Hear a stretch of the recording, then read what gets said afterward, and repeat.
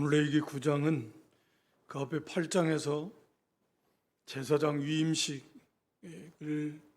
이렇게 거행을 했는데, 이제 제사장으로 위임받은 이 아론이 이제 실제로 제사장으로서의 첫 번째 이 제사의 사역을 이제 감당하는, 이제 거행하는 그런 이제 내용인데요. 그래서 여기 1절에 보면 제8일에 그 제사장 위임식이 7일 동안 이어졌으니까 8일이라는 말은 이제 그 다음 날이라는 말이죠.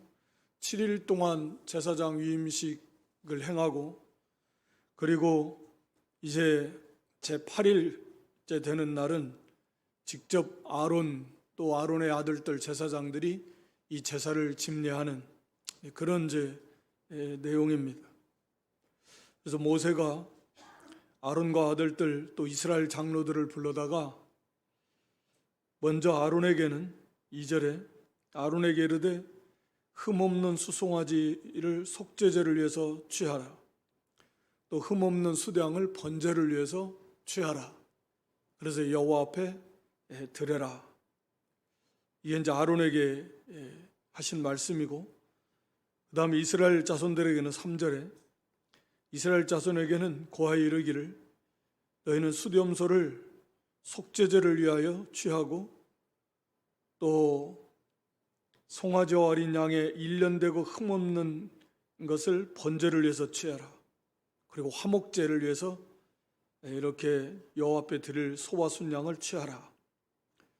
그리고 이제 소제물, 그러니까 제사장 아론에게는 속죄제와 번제,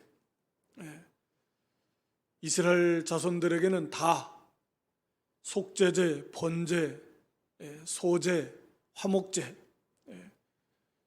이 제물을 다 가지고 하나님 앞에 나와라. 그리고 이제 그걸 가지고 하나님 앞에 제사를 드리라는 겁니다. 그러니까 거기 4절 마지막에 오늘 여호와께서 너에게 나타나실 것임이니라. 하나님이 친히 함께 하시는 그런 그것을 그들이 눈으로 혹은 귀로, 그러니까 눈으로 보고 귀로 들을 수 있는, 언제나 하나님만 함께 하시지만 이게 이제 구름 기둥, 불 기둥, 또 매일같이 만나, 또 물이 없고 하면 생수도 주시고 매일같이 만나 주시고, 안식일 날은 물론 안 주시지만 그 다음에 구름 기둥과 불 기둥으로, 그런지만 사람이 사실은 금방 그게 타성에 젖어가지고요, 그냥 늘 그러려니 그게 몇십 년 계속 되니까 이제 그게 신비롭지도 않고 그냥 늘 있는 현상, 구름 기둥, 불 기둥 그럴 것 같아요. 이스라엘 백성들이 그 모양이죠. 하나님께서 특별히 함께 하시고, 특히 이 제사를 기쁘게 받으신다라고 하는 하나의 그 증거로서 하나님이 나타내 주시겠다.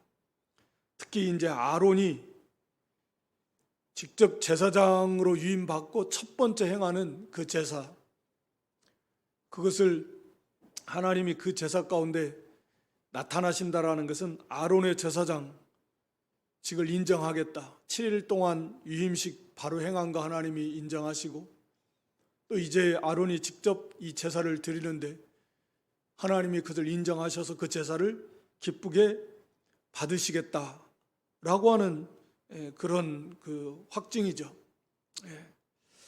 그런데 이제 여기서 반복해서 말씀하는데 5절에도 보면 그들이 여호와의 명한, 모세의 명한 모든 것을 회막 앞으로 가져오고 온 회중이 나와 여호와 앞에 선지라. 모세가 가로되 이는 여호와께서 너희에게 하라고 명하신 것이니, 여호와께서 너희에게 하라고 명하신 것이니 그대로 순종할 때에 여호와의 영광이 너희에게 나타나리라.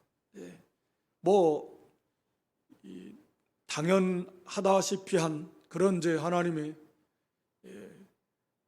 일관된 말씀입니다. 그러니까 하나님의 말씀대로 순종할 때에 하나님의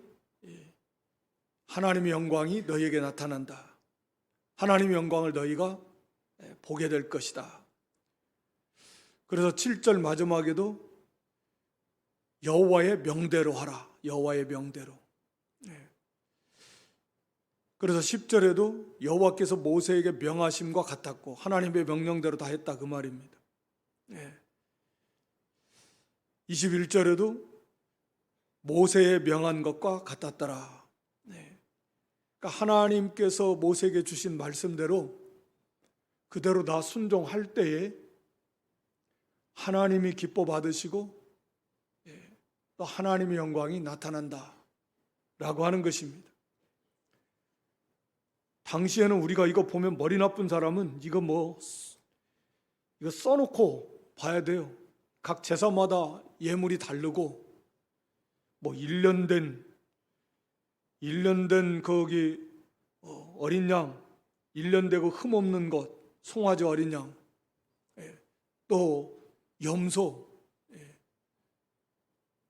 또 이런 소재도 그 제물에 따라서 송아지냐, 양이냐, 염소냐 따라서 소재의 양도 다르고 거기에 따라서 기름의 양도 달라지고 당연히 제사법에 따라서 누구의 제사냐, 제사장이냐, 백성들이냐, 방백이냐 이런 거에 따라서 제물이 다르고 이게 여러 번 읽어봐도 이게 헷갈릴 때가 많은데 그러니까 이거 적어놓고 정신 차리지 않으면 하나님 앞에 말씀대로 합당한 제사를 드릴 수가 없습니다. 그러니까 정신을 똑바로 차려야 돼. 그래서 이 제사를 이제 뒤에 가서도 나오지만 술 먹고 리멍텅하게 포도주에 채가지고 이 다른 불로 제사 드리다가 죽어나가는데 그러니까 정신을 똑바로 차려서 하나님의 말씀을 명심해서 마음에 새겨가지고 1년 된 거 했으면 아무거나 갔다 가면 그거 연락받을 수 없습니다. 하나님 말씀을 멸시하는 것이 되는 거예요. 1년 된 거 흠이 없어야 되고 그런 것들을 잘 대충 해 대충 이게 한 몇 달 모지라고 몇 달 지나고 1년 된 거 찾아 1년 된 거 흠이 없는 거 하나님 말씀대로 정확하게 그렇게 해서 그 제사법에 의해서 하나님 말씀대로 철저하게 순종하는 거 자기 생각을 섞으면 안 됩니다. 하나님 말씀은 절대적인 물론 그 말씀에 담겨져 있는 뜻을 우리가 알아야 될 때가 많은데 그게 하나님의 뜻이니까 일단 하나님의 말씀을 그냥 순종하면 돼요. 그대로 순종하는 거예요. 그게 이제 어리석은 것처럼 보이지만 그게 지혜 있는 것이고 그게 겸손한 자예요. 하나님의 말씀 앞에 하나님의 지혜 앞에 자기 지혜를 갖다 대려고 하지 말고 사실은 그게 어렵죠. 그렇지만 그게 싸움이죠. 사실은 그게 싸움인데 그게 믿음이고 말씀대로 순종하라. 말씀대로 순종하면 뭐가 나타나냐? 여호와의 영광이 너희에게 나타나리라. 6절에 하나님이 약속해 주셨어요. 하나님이 말씀하신 대로 제사하면 하나님 명령대로 예배하면 하나님의 영광이 나타나고 알게 해주시겠다. 그러니까 구약이나 신약이나 언제나 우리가 사무엘상 15장 22절로 23절 잘 아는 내용인데 사무엘 선자가 사울 왕을 향해서 하는 말이죠. 사무엘이 가로되 여호와께서 번제와 다른 제사를 그 목소리 순종하는 것을 좋아하신 것 같이 좋아하시겠나이까. 순종이 제사보다 낫고 계속 보여줘 보세요. 순종이 제사보다 낫다. 듣는 것이 수양의 기름보다 나으니 거역하는 것은 사술에 지어갖고 완고한 것은 사신 우상에게 절하는 것과 그런 죄와 같다. 그러니까 형식적인 제사 물론 제사 드려야 됩니다. 지금은 제사 속에, 의식 속에 감춰져 있으니까 진리가. 그 순종하는 법을 배워야 되고, 그 하나하나 자기 생각을 다 제거하고 또 하나하나 말씀을 명심해서 아주 세심하게 정성을 들여서 말씀을 순종하는 법을 배우는 거죠. 이 제사법, 정결법 보면 정말 복잡한 경우들이 많아요. 그렇게 하나님의 말씀에 귀를 기울이고, 그렇게 하나 뭐 오늘날처럼 녹음기가 있어서 필요할 때마다 한번 탁 듣는 것도 아니고, 뭐 이렇게 쉽게 뭐 글씨 뭐 종이에 이렇게 쓸 수 있는 것도 아닌데, 그 말씀을 마음판에 잘 새겨야 됩니다. 그래서 주의를 기울여야 되고, 항상 정신을 바짝 차려야 되고, 말씀 하나하나에 세심하게 그 말씀대로 순종하는 법을 배우는 거죠. 하나님을 섬기는 데 있어서. 그저 귀찮다고 번거롭다고 그냥 간단하게 자기 생각을 섞어가지고 그런 거 안 됩니다. 변질되는, 하나님 받으실 수 없는 것이고, 물론 그 중심부터 바로 돼야 되지만, 그래서 하나님은 언제나 순종하는 것이, 말씀을 순종하는, 하나님 말씀 순종할 때 하나님의 영광이 너에게 나타나리라. 순종하면 아는 거잖아요. 신앙이 언제나 부르짖으라 그러면 하나님이 응답하시겠다. 부르짖어 보면 아는 거예요. 하나님을 찾으라 그러면 내가 나를 만나서 하나님을 찾아보면 아는 거예요. 여호와의 선하심을 맛보아 알아라. 선하심을 맛보아 알려면 순종하면 하나님의 선하심을 맛보아 아는 거예요. 그러니까 순종하면, 하나님의 말씀대로 순종하면 하나님의 영광을 나타내 주신다. 하나님을 알게 되고 그 말씀대로 하나님이 역사하시는 것을 체험할 수 있다 라고 하는 거죠. 말씀대로 순종하는, 뭐 말할 필요 없이 이 중요한 신앙의 핵심입니다. 물론 하나님의 말씀을 그래서 바르게 알아야 되고 배워야 되고, 그리고 그걸 믿음으로 순종하는 것입니다. 그런데 이 순종이 사실은 이제 쉽지 않으니까 하나님의 은혜를 그만큼 많이 체험하지 못하는 그런 삶을 살 수밖에 없는 거죠. 하나님의 말씀을 순종하면 반드시 순종한 만큼의 하나님의 역사를 체험할 수 있다. 그렇지 않으면 하나님 말씀이 이게 거짓이겠죠. 반드시 하나님 말씀을 믿고 순종하면 그 순종한 만큼 하나님이 은혜를 주시고, 우리가 기대하지 못한 그런 하나님의 놀라운 은혜도 얼마든지 그 안에서 체험할 수 있다. 그러니까 보통은 이 순종이 부족한 거죠. 그러니까 순종하려고 힘을 안 쓰고 하나님의 은혜를 어떤 신기한 것만 추구하고 체험하려고 하면, 그러면 그게 잘못된 것이다 라고 하는 것입니다. 그래서 하나님의 말씀을 철저하게 말씀대로 순종할 때 하나님께서 여호와의 영광 너에게 나타내 주시고 함께 하시는 것을 알 수 있도록 해 주시겠다 라고 하는 것입니다. 그래서 이제 하나님의 영광이 나타나는데요. 그래서 그 말씀대로 이제 제사를 드립니다. 그래서 8절 이하에 보면, 이에 아론이 단에 나아가서 자기를 위한 속죄제 송아지를 잡고 또 번제 제사를 드립니다.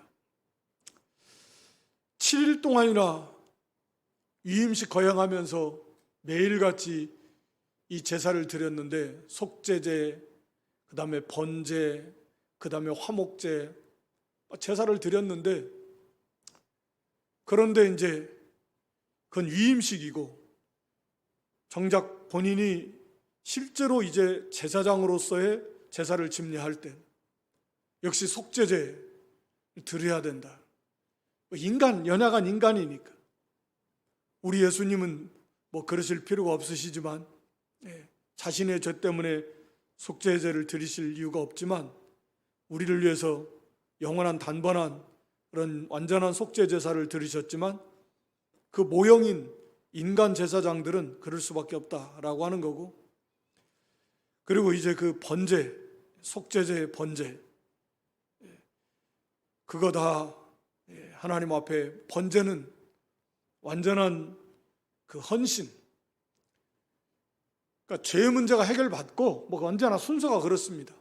속죄제, 그 다음에 번제나 화목제, 죄의 문제가 해결돼서 죄사함 받고 또 혹은 우리가 구원받은 성도가 용서받고 다시금 심령이 뜨거워지고 새로워져서 헌신하고 그 은혜 속에서 서로 화목하고, 이 죄의 문제가 해결이 안 되면 사실 그게 안 됩니다. 죄가 철저히 죄를 회개하지 않으면 자원하는 심령이 잘 안 나오죠. 성령의 감동을 그동안 막 소멸해 왔으니까 범죄하고 돌아가고 말씀 어기고 나가고 마음이 굳어져 있고, 그렇기 때문에 성령의 뜨거운 그런 감동을 받기가 어렵죠. 뜨거워져야 되는데 성령의 은혜 속에서 그게 안 되는 거죠. 헌신, 번제, 그러니까 이 죄를 해결하지 않으면, 우리가 그 시편 32편의 다윗의 그 시편인데 그 죄 때문에 그 당하는 그 고난에 대해서 말씀하고 있는 거죠. 그 한번 잠깐 볼까요? 시편 32편, 뭐 유명한 시편 중에 하나니까 찾으신 분은 뭐 그냥 같이 보시면 되고, 찾는 게 너무 귀찮고 힘들다 하신 분은 잘 들으세요. 허물의 사함을 얻고 그 죄의 가리움을 받은 자는 복이 있도다. 다윗의 체험입니다. 체험. 죄사함 받는 자가 용서받는 게 얼마나 참 그 복인가 하는 거 체험하는 건데, 그래서 마음에 간사가 없고 여호와께 정죄를 당하지 않은 자는 복이 있다. 이건 뭐 한 걸음 더 나간 거고, 3절에 내가 토설치 아니할 때, 회개치 아니할 때, 자기 죄를 고백하지 아니할 때는 종일 신음함으로 내 뼈가 쇠했다. 뼈가 막 바짝바짝 말라가는 것만큼 고통 가운데 있었다라는 거죠. 회개하지 않으니까 괴로워서 견딜 수가 없는 거죠. 주의 손이 나를 주야로 막 눌러. 그리고 내 진액이 다 말라가지고 여름 가뭄에 막 쩍쩍 갈라지듯이 새까맣게 타들어가듯이 지금 다윗의 심령 상태가 뭐 육신도 이제 점점 그렇게 약해져 가겠지만 그런 상태였었다라는 거죠. 토설하지 않으니까, 회개하지 않으니까 그렇게 고통을 당하는 거예요. 그래서 5절에 가서 보니까 내가 이르기를 내 허물을 여호와께 자복하리라. 하나님 앞에 내 허물을 자복하리라 하고 내 죄를 아뢰었습니다. 내 죄악을 숨기지 아니하였습니다. 고백했습니다. 사실 고통스럽습니다. 자기 죄를 낱낱이 하나님 앞에 내놓는 것 자체도 사실은 쉽지 않지만, 그러나 고통스럽지만 그렇게 고백하면서 용서를 구했습니다. 애통하는 마음이 있겠죠. 뭐 눈물도 흘리겠고, 하여튼 그런 거에 자복하고 아랬다라는 건 그런 겁니다. 그랬더니 하나님께서 사하셨다. 곧 주께서 내 죄악을 사하셨나이다. 그 죄를 다 사해 주셨습니다. 그래서 너무너무 이 무거움, 막 짐 누르는 것 같은 곤고함, 여름에 가뭄에 쩍쩍 말라 비틀어져 가는 것 같은 그 심령의 곤고함에서 해방이 되고 자유함을 얻었어요. 거기에 평강이 있고 위로가 있고 감사가 있고 거기에 영적 생명의 은혜의 역사가 있습니다. 그 얼마나 감사해요.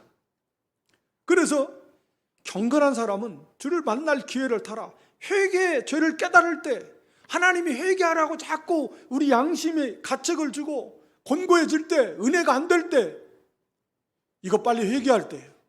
하나님을 찾을 때예요. 그리고 그때가 주님을 더 만날 때예요.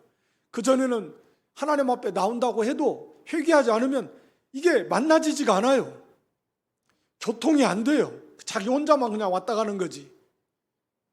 하나님과의 교제가 이루어져야 되는데 일방적이 자기 혼자만 안 되는 거죠. 그거 내놔야 돼요. 그것이 무엇이 됐든 간에 하나님 앞에 아뢰야 돼요. 그래서 지금 그러면서 거기 9절에 한 말씀 더 하면 너희는 무지한 말이나 노새같이 되지 말아라.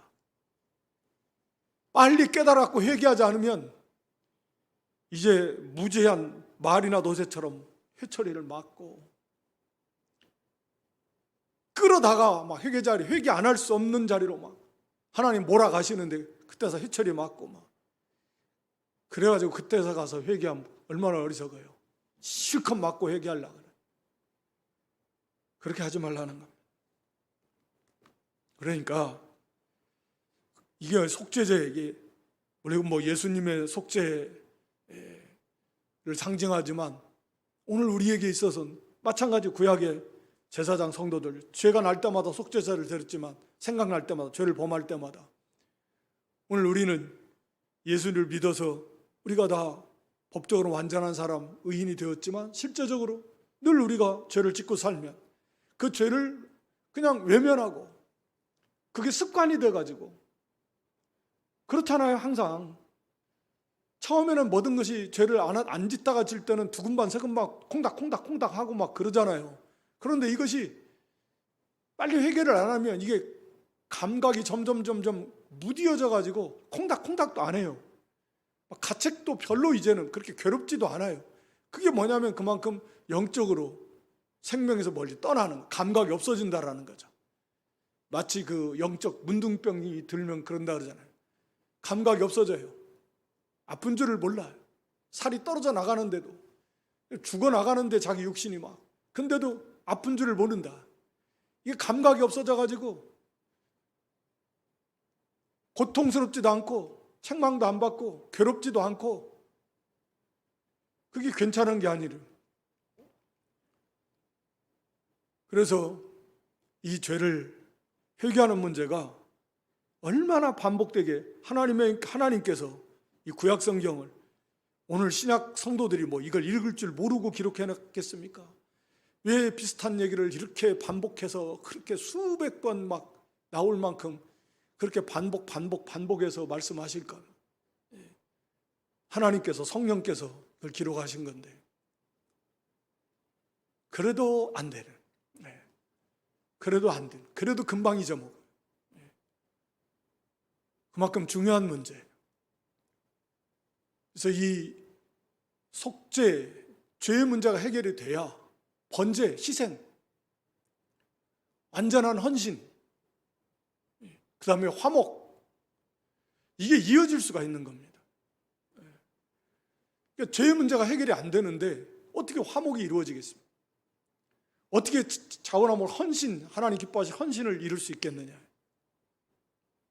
그래서 이 죄, 그만큼 이게 중요한 문제고 또 이게 하나님이 기뻐하시는, 철저하게 죄를 회개하면 그 죄로 인해서 당하는 그런 이 고통으로부터 자유함을 얻고 또 삶의 모든 부분이 그걸로 인해서 꼬여졌다면 거기서부터 이제 실타래가 풀리듯이 하나씩 풀려나가기 시작할 겁니다. 그러니까 인간의 생각으로는 뭐 전혀 관계가 없는 것 같아도 우리가 알잖아요, 지적으로. 모든 것을 다 다스리시고 주장하시는 분이 하나님 우리 아버지신데, 그러니까 언제나 항상 하나님과 나와의 관계 속에서 찾으라 그랬잖아요. 출발점이. 그래서 거기서부터 해결을 해야 돼. 문제를 찾아야 되고 거기서부터 문제가 해결이 돼요. 그게 정확하게 바르게 찾는 거죠. 그래서 이 속죄 제사의 문제를 진정으로, 오늘 우리도 진정으로 이 회개 매일같이 뭐 사실 하는데 어떤 경우는 매일같이 하나님 앞에 죄를 고백하면서도 여전히 그것을 끊어버리지 못하는, 그러니까 완전한 열매를 맺는 데까지 나아가지 못하는 경우들도 적지 않습니다. 그래도 한번 네가 이기나 내가 이기나 예수님이 이미 이겨놓으셨으니까 매일같이 싸워야죠. 싸워야 됩니다. 기도해야 되고, 죄와 싸워야 되고, 자기를 져서 복종시켜야 되고, 그리고 애써서 아예 외면하고 습관화된 그런 것들이 있다면, 하나님 앞에 양심에 걸리는 것들이 있다면 회개하고 자복하고 죄를 낱낱이 고하고 용서를 구하고, 그리고 그 속에서 각오하고 결단하잖아요. 자연스럽게 내가 이 죄를 이제 끊어버리겠습니다. 하나님 도와주시옵소서. 힘달라고 능력 주시고 이 죄를 끊어버리고 새로운 마음을 가지고, 그리고 나아가서 죄와 싸우고, 안 되면 또 하는 거. 그 속에서 죄의 문제가 해결될 때 이 번제, 차원함이, 뜨거움이 나오는 거죠. 여기 11절에 보면 그 고기와 가죽은 진 밖에서 불사르니라. 진 밖에서 불사릅니다. 원래 앞에서 이 속죄제 같은 경우, 이 진 밖에서 불사르는 경우는 딱 두 가지 경우가 있었는데, 그러니까 이제 제사장 범죄해서 그 피를 성소 안으로 가지고 들어간 경우는 먹지 못하고 다 진 밖에 가서 다 불사릅니다. 또 이스라엘 회중들이 죄를 지었을 경우하고 제사장들이 죄를 지었을 경우, 이 두 가지 경우인데, 오늘 여기 이 첫 번째, 지금 첫 번째 드리는 이 제사에서 이 고기와 가죽은 진 밖에서 불사르라. 거기 기름 같은 것은 다 태워서 드리고, 그리고 피는 다 쏟고,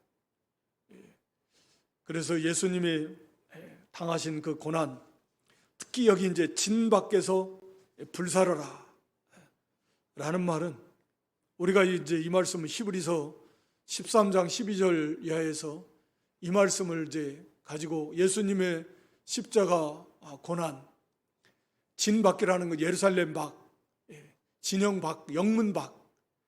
그러므로 예수도 자기 피로서 백성을 거룩히 하려고 성문 밖에서 고난을 받으셨느니라. 그런즉 우리는 그 능욕을 지고 영문 밖으로 그에게 나아가자. 이 세상에는 영원한 도성이 없는데 영문 밖, 이게 진 밖입니다. 진 밖. 진 밖으로 나아가는 것, 거기서 불살라지는 것.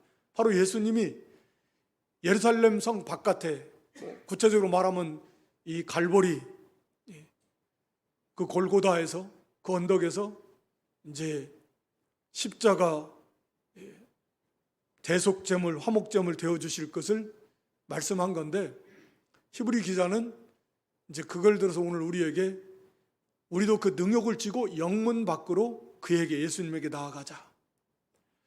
그러니까 예수님에게 나아가려면 어디로 가야 돼요? 능욕을 지어야 되고 영문 밖으로 가는 겁니다.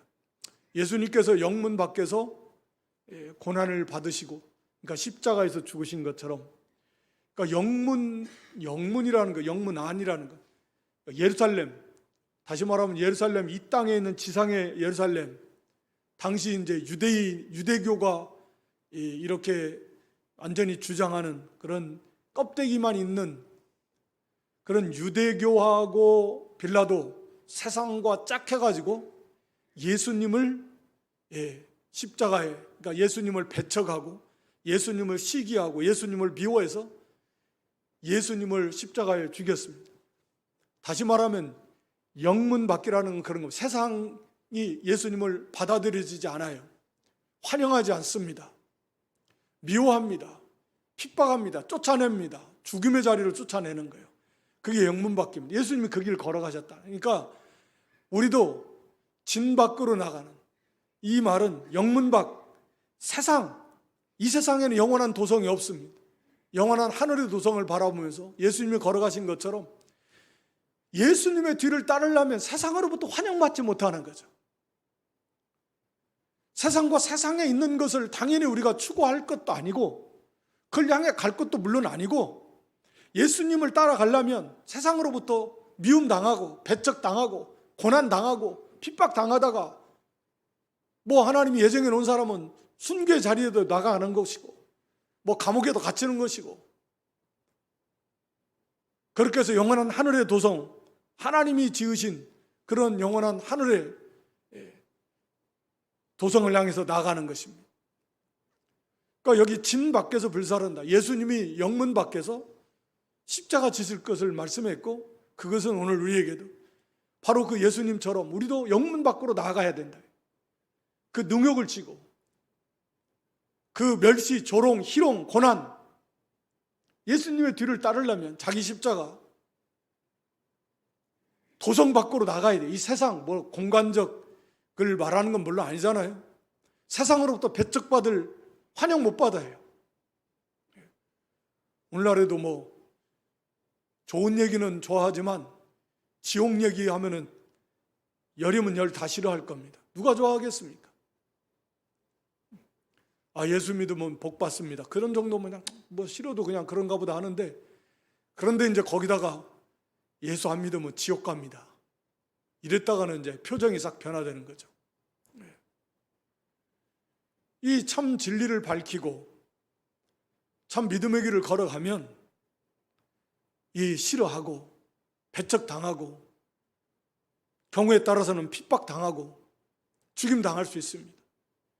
아예 그럴 각오를 하고 영문 밖으로 나간,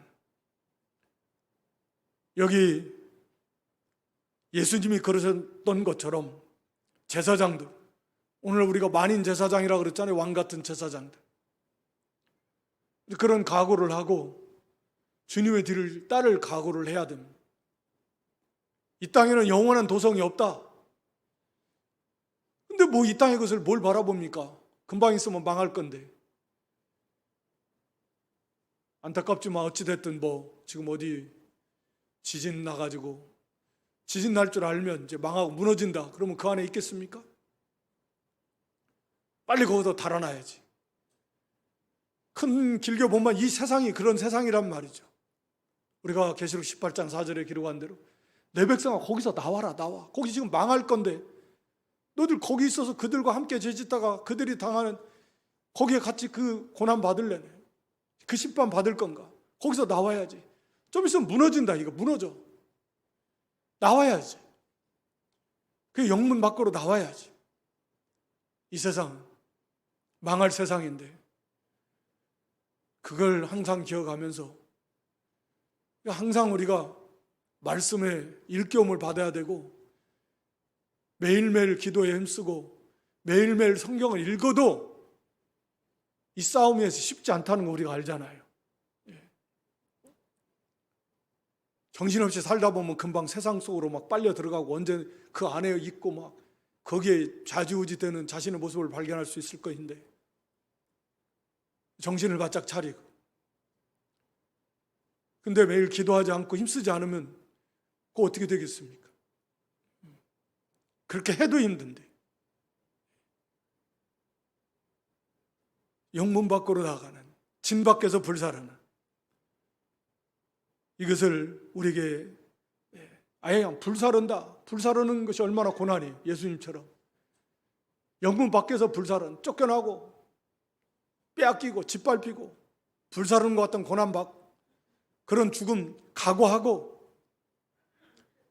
우리 예수님이 부활 승천하신 거 다 보여주셨는데, 영광의 보좌 우편에 계신 거 다 보여주셨는데 그 영광의 나라를 향해서 가는 거죠. 이게 무너질 건데 좀 있으면 지진 나서 무너질 거다. 빨리 도망가자. 이 세상이 그런 세상이다. 여기 15절부터는 백성들을 위한 제사를 드립니다. 속죄제, 염소. 원래 이게 일반 속죄제일 때는 백성들의 속죄제를 위해서는 송아지를 드렸지만, 숫송아지. 근데 여기는 염소를 드리라고 합니다. 왜 그랬는가는 우리가 정확히 알 수는 없을 것 같습니다. 추측은 이렇게 저렇게 할 수는 있는데, 직접 백성들이 지금 뭔 죄 때문에 나온 건 아니고 좀 정결함, 지금 아론이 하나님 앞에 지금 제사를 드리는데 뭐 사실은 뭐 구체적인 죄가 아니래도 얼마나 하루만 해도 죄를 많이 짓고 살겠습니까? 그래서 아마도 그 대속죄일 날에도 염소를 잡아서 드리는데 아사셀, 그러니까 그래서 염소를 하여튼 드리라고 그랬습니다. 그래서 똑같이 제사장처럼 잡아서 전과 같이 죄를 위해 드리고 번제, 그다음에 소제, 또 완전히 자기 희생 헌신을 나타내는 거죠. 번제나 소제, 화목제 앞에 살펴본 대로 이렇게 됐을 때 온전한 속죄 문제, 죄 문제가 해결이 되고 하나님과의 화목이 이루어지고 하나님과의 화목이 이루어질 때 형제와의 화목이 이루어질 수 있습니다. 진정한 의미에서 그렇게 되는 거죠. 그러니까 하나님과의 화평이 안 이루어지는데 내 심령이 평안할 수 없거든요. 그럼 말이 안 되는 거죠. 그러니까 육신이 가지고 있는 세상 사람이 가지고 있는 그런 뭐 편안함 그런 정도는 가질 수 있을지 모르겠고 아니면 뭐 그보다도 또 성도니까 어찌됐든 그래도 또 진정한 하나님과의 긴밀한 그런 교제와 교통 속에서 하나님이 주시는 하늘의 평화를 맛보기는 어려워요. 죄 문제가 해결이 안 되면. 그러니까 심령이 곤고해져. 아까 다윗의 시편처럼 그런 상태에서 무슨 형제와의 진정한 화평을 이룰 수 있겠는가? 화평을 이루려면 내가 희생하고 자원함으로 사랑의 세계 속에서 내가 희생해야죠. 내가 섬기고 그래서 화목을 이루어 가는 건데 말로만 화목이 아니라 내가 화목 제물이 돼야 화평을 이루는 건데 어떻게 화목이 되겠습니까? 그러니까 이 죄 문제가 해결이 되고 하나님과의 화평을 진정으로 이룰 때 그 속에서 형제와의 화평도 감사함으로 자원함으로 거기서 사랑함으로 형제와 화평을 이룰 수 있어요. 자기 희생하고 자기를 낮추고 인내하면서 그래서 형제와 화목을 이루어 나갈 수 있다 라고 하는 것이죠. 하여튼 뭐 그 하나하나도 깊이 책임질 하시면서 그것을 이루어 나가도록 해야 됩니다. 그리고 이제 거기 요제와 거제, 여기는 요제 나오는데 가슴과 우편 뒷다리 요제로 흔들어서 이렇게 하나님 앞에 제사를 드립니다. 모세의 명한 것과 같이 되었다. 흔든다. 요제. 이거 배우기는 항상 흔들어 깨어있어라. 깨어있어. 제사 가운데도 기도 가운데도 깨어있더라. 영이 깨어있어서 하나님 앞에 드리게. 그리고 거제는 들어서 올리는 거잖아요. 여기는 안 나왔지만 힘써서 전심전력을 다 들여서 하나님 앞에 제사하고 또 헌신하는 거예요. 그리고 여기 22절에 아론이 백성을 향하여 손을 들어 축복함으로 속죄제와 번제와 화목제를 피라고. 그러니까 축복이 말하자면 제사에 속죄, 번제, 화목제, 그러니까 축복함으로 제사를 마무리했다 그 말이죠. 그러니까 이게 오늘날에도 지극히 예배 성경적인 거죠. 그래서 축복함으로 축도로서 예배를 이제 폐하게 되는 거죠. 축복함으로 속죄제, 번제, 화목제를 피라고 내려오니라. 그 내용도 사실 같습니다. 민수기 6장 그 22절 한번 이하에 보여줘 보세요. 여호와께서 모세에게 가라사대 아론과 그가 아들들에게 고하여 이르기를 너희는 이스라엘 자손을 위하여 이렇게 축복하라 하라고 하면서 이제 가르쳐 주셨는데 여호와는 내게 복을 주시고 너를 지키시기를 원하며 복 주시고 지켜달라는 거, 그 다음에 얼굴로 내게 비춰서 은혜를 베풀어 주시기를 원하며 은혜 베풀어 달라는 거, 그 다음에 평강 주시기를 원하며 평강 달라. 은혜와 평강입니다. 그러니까 축복의 내용은 하나님께서 뭐 축복이라는 게 말 그대로 복을 비는 거 아닙니까? 한문으로는 축자가 뭐 빌축자라면서요. 빌축자. 그러니까 복을 비는 건데 우리의 개념은 축도하면 복을 선포하는 것은 의미로 생각하지만 복을 비는 건데 하나님 앞에. 근데 그 내용은 다 그런 거예요. 은혜와 평강입니다. 복 주시기를 원하고 지켜주시기를 원하고 하나님이 은혜 주시기를 원하고 평강 주시기를 원하노라. 뭐 이건 뭐 구약의 제사장들 유대인들에게도 익숙한 축복의 내용입니다. 그러니까 포괄적이죠. 뭐 은혜와 평강이면 그 속에 다 들어있는 거죠. 사도 바울도 늘 서신서에서도 은혜와 평강이 모든 게 그 속에 다 들어가 있다고 해도 뭐 지나친 말이 아닐 것입니다. 그렇게 해서 백성들의 복을 빌어주고, 그 다음에 23절에 모세 아론 회막에 들어갔다 나오고 하나님 앞에서 불이 나왔다. 하여튼 이건 조금 다음 시간에 조금 보충해서 하기로 하고요. 오늘 우리가 조금 하나님의 말씀을 순종하는 것이 제일 좋고 하나님 제일 기뻐하시는 일이고, 또 순종할 때 하나님의 영광을 알게 된다.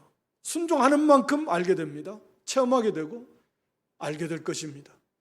그리고 이 죄의 문제, 우리와 밀접한, 하루도 죄를 안 짓고 사는 날이 없을 건데 단 하루도.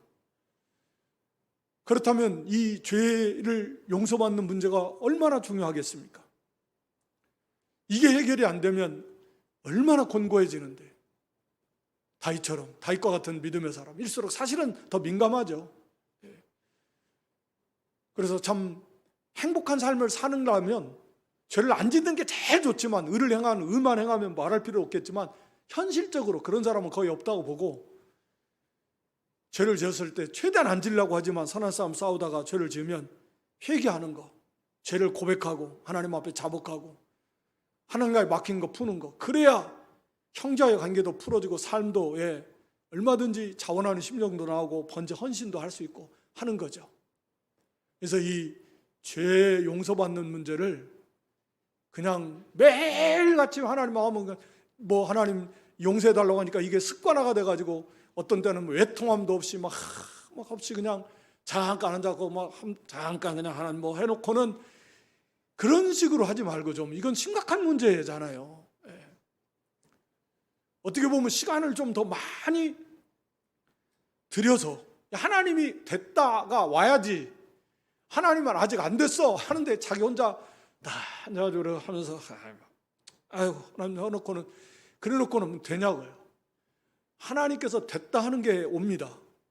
하여튼 간에 이 죄의 문제, 말씀 순종한 거 하나님이 제일 기뻐하시고, 그 다음에 속죄, 죄 회개의 문제하고 영문 밖으로 나가자.